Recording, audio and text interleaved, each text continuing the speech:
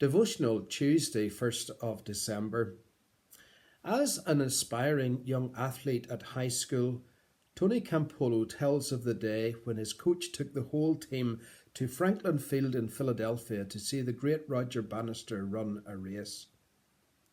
Bannister was the first man to run the mile in less than 4 minutes, and everyone was keen to see if he could do it again on that day.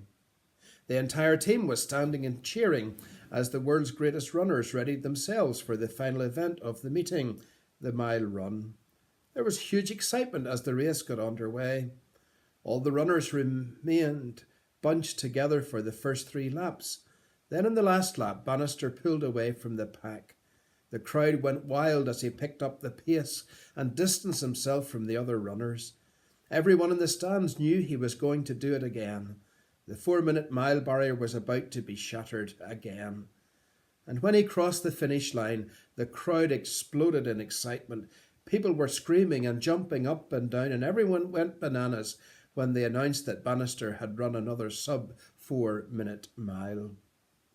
But while all were cheering, Campolo looked down and saw Roger Bannister collapse in exhaustion.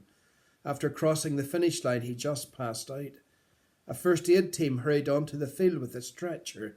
They loaded Bannister on it and quickly carried him off the field. And as they were carrying a half-dead Roger Bannister to the emergency room, Campolo's coach put his hand on his shoulder and said, "Tony, you're our miler. I expect you to do that."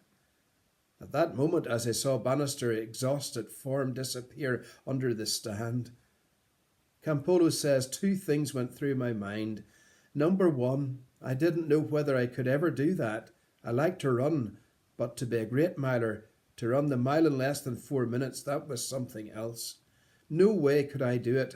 I lacked the ability. I lacked the build. But secondly, he said, in addition to lacking the physical ability, I also lacked the will. I would have liked to have been a great runner, but not badly enough to risk dropping dead for my high school. And it's something the same with living like Jesus. Like you, I lack both the ability and the will to carry it off. There is an absence of the willpower necessary to stick with our commitments to Christ. Secondly, there is an inability to do in our own strength what we know God wants us to do.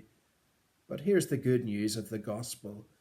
When you and I allow Jesus to come in and possess us, he enables us to will what neither of us could ever will before. He enables us to do what neither of us could ever do before. The scriptures say, "For it is God which worketh in you both to will and to do of his good pleasure." What I want you to get is this. First, you must become committed to Jesus and not just simply believe in him. You must commit yourself to him and say, "Jesus, I'm yours. I'm going to do whatever you want me to. I'm going to live the way you want me to live every moment of every day. I will try to imitate what you would do if you were in my shoes." Secondly, you must say to Jesus, "I want you to come into my life and possess me and enable me to do what I could never do on my own, to will what I never will before, to live as I could never live in my own strength."